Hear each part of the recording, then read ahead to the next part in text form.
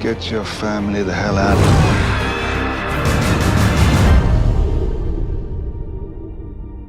At the start of the movie, a man went to the street to buy a newspaper, but he just walked 2 steps back when he found groups of people appeared at both ends of the street at the same time. One was a group of very aggressive locals, the other was a group of heavily armed police officers. The two groups of people soon engaged in a fierce battle. Jack was very nervous and scared, waving in and out of their groups to escape quickly. He had a ride in the southeast to Asian City just 17 hours earlier, but he never thought he'd run into a riot. Jack is a water engineer from the United States. He's been sent out to work for his company, so he's bringing his wife and daughter to be based here and involved in the project's development. After the plane landed, the family offers soon checked into a fancy hotel for foreign guests, but as soon as they entered the hotel room, Jack was stunned. He watched the TV, but saw only snowflakes. There was no signal on the phone. He tried to ask the front desk for a newspaper to read the news, but was told there was none. Jack had no choice but to go out and buy the newspaper himself. Fortunately, he went out to run this trip to find the danger early. Jack looked behind the crowd. While running fast, he turned a few corners and finally saw the hotel. Jack originally wanted to enter through the front door, but a crowd of locals had already gathered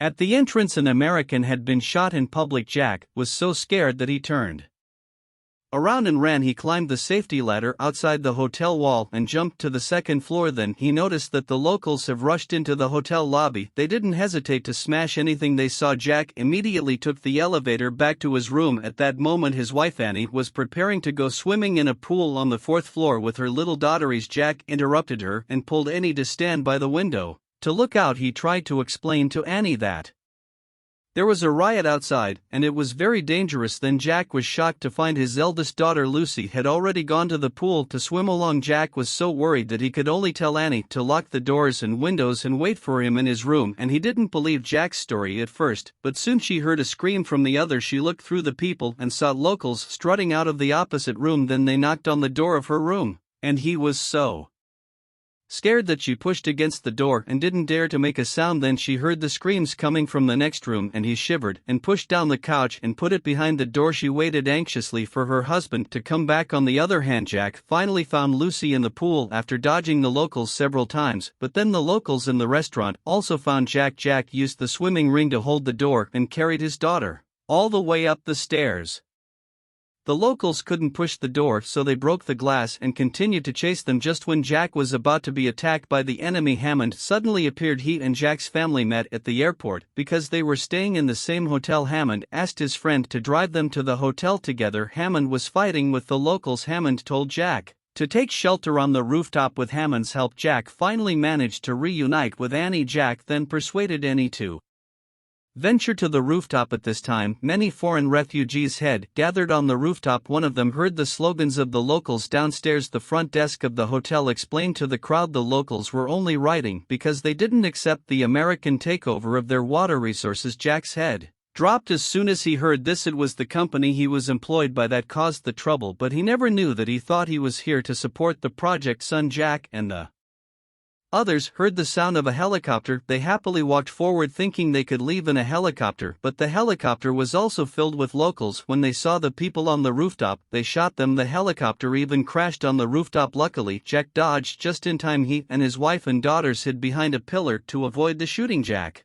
ran to the side of the building. He saw a building across the street where they could get out. He just needed to encourage Annie to jump over first. Then he throws his 2 daughters on top of the building across the street. This way the family of 4 had a chance to survive. And he looks at the distance between the 2 buildings and is instinctively scared, but she was encouraged by Jet to leap to the opposite side. Finally, Annie landed on her knees and elbows after scraping them. Then Jack started throwing his 2 daughters. His was thrown before she knew what was happening. Lucy was scared to see all this. Just as she was about to leave Jack, she held on to her father's arm. Father and daughter were hanging from the side of the building. The situation was critical. Luckily, a passerby reached out in time to pull them up. The father and daughter were safe from danger. Jack was worried about further accidents. He had to use the belt to fix Lucy's arms. This successfully threw Lucy to the roof of the opposite building. At the same time, the locals also noticed Jack. Jack, as the management is also one of the targets in their eyes, but Jack saw his daughter landed safely and quickly jumped to the opposite side. The passerby who helped them was shot dead by the locals. After a brief respite on the balcony, the family of four, Jack and Annie, worked together again to pass their daughters down the rooftop. Through the window, they saw people in an office rushing to evacuate. They hid in the hallway in silence. They wanted to wait until the people were gone before moving on, but the locals had already fired their tanks and were ready to shell the building. Jack had to break a window to get into the office. In a hurry, the people in the office saw the family of four and rushed forward. Suddenly, the tank fired with precision into the room. The office was suddenly filled with smoke. The people who could not evacuate died instantly. Then a few locals came up to check it out. Jack and his wife and daughter were hiding under a ruin. They were too scared to breathe. He was so desperate to go to the bathroom that latter just __ her pants. They waited for a long time. The locals finally left. Jack looked out the window and found four Americans lined up on the road. They were instantly run over by a large car. He didn't dare stay longer and let his wife and daughter quickly change into the locals' clothes. At that moment, a young local spotted Jack and the others. He shouted and tried to call his companions. Jet tried to stop him. Jack tried to communicate with him and hoped that he would let them go for the sake of the children, but as soon as he let go, the local man immediately shouted again. Jack had to shoot him in his desperation. It was the first time he killed someone. Jack and Annie both had some heart palpitations, but in this situation, the couple had to encourage each other. The four of them changed their clothes and went downstairs carefully. Jack found a set of keys from a corpse. Before he tried several times, he got a small electric motorcycle that matched the keys. He was even approached by a local. Luckily, he was dressed as a local and escaped death. Soon the family of her was on the run on their little motorcycle. The place they were going to was the American embassy. On their way out, they encountered a group of locals protesting in the streets, and he was so scared that she told Jack to turn around and run. Jack slowed down the motorcycle and rode through the crowd, and he was almost recognized as a foreigner by others. Luckily, she was able to handle the situation calmly, and they managed to escape. After a few turns on their motorcycle, Jack and his family finally arrived at the embassy, but then the embassy was overrun by locals. A group of locals found Jack and his family just after bombing the embassy. They came after them. Jack and Annie escorted their two daughters to the road and fled. Finally, they accidentally broke into a house. The old men saw Jack's two daughters were still young and decided to help them. He told Jack and the others to hide behind a greenery. Then he himself went to deal with the other locals. The leader of the locals pushes the old men down as soon as he enters. The others quickly search the area. Jack is worried about getting caught and moves across the street. He was ready to grab a gun in case of an accident, but Jack's actions attracted the attention of the locals just as his hiding place was about to be discovered by them, and he suddenly stood still and raised her hand to signal her surrender. Jack saw a group of locals were surrounding Annie. Jack suddenly jumped out and knocked down one of the locals. He succeeded in grabbing a gun, but after Jack got the gun, he realized he didn't know how to use it. He did not resist twice and was controlled by the others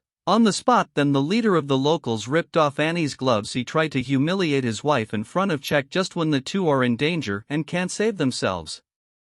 Hammond arrives with his friends. He initially tried to convince them to stay calm, but after no success, they opened fire. The two men were accurate shots, except for the leader of the locals who escaped. The others were all killed once again. The Jacks survived the danger. Then they followed him into a rooftop. After a long day on the run, the four of them finally got some rest here. Hammond pointed to a river and told Jack and Annie the borderline is just a few meters downstream. As long as they successfully crossed the borderline, they could get shelter and escape completely. Then Jack also learned it from Hammond the reason for the riot. Hammond had a lot to do with it. He was ordered by the government to provide loans to the locals here, especially for large public works projects. When they can pay back the loans, they can take the results of their work for themselves. The reason these locals are rioting, they were actually protecting their families and children that night.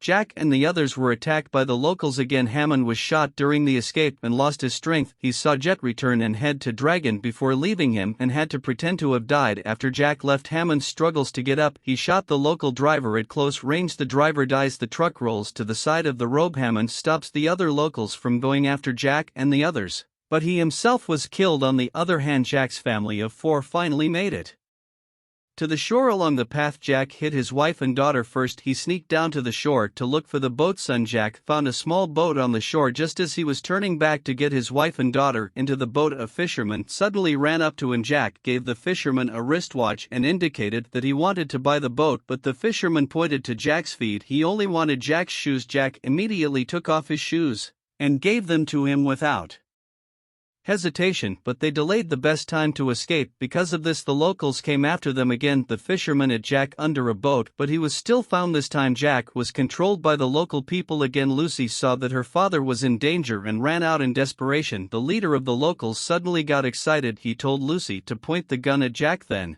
he pointed the gun at Lucy's head. His meaning was clear: Lucy must kill her father or he would kill Lucy. Jack was worried about Lucy's safety, so he urged Lucy to shoot him, but Lucy was still crying and shaking her head when both sides were at a standstill and no one was taking action, and he suddenly hit the local leader with a shovel from behind them. Jack instantly jumped on them and grabbed the leader's pistol. He killed the other two locals who were holding him down. The family of her escape from death again. Soon they get into a boat and row towards the borderline. Jack showed her injury from the previous fight makes him weak when rowing any Saturday on the bow of the boat and paddled hard, but soon the locals are still following them. The family have for now had no weapons and nowhere to hide. Any rush to protect her daughters. Jack raises his hands in surrender, but by this time their boat had crossed the border into a neighboring country. The soldiers in the neighboring country's port immediately turned their guns on the other locals. Jack's family was supposed to be sheltered once they entered their country. The locals gave up the trail and left at the point of many gums. Jack and his family were able to escape unharmed. You can subscribe and leave comments if you have any ideas. Thanks for watching. See you next.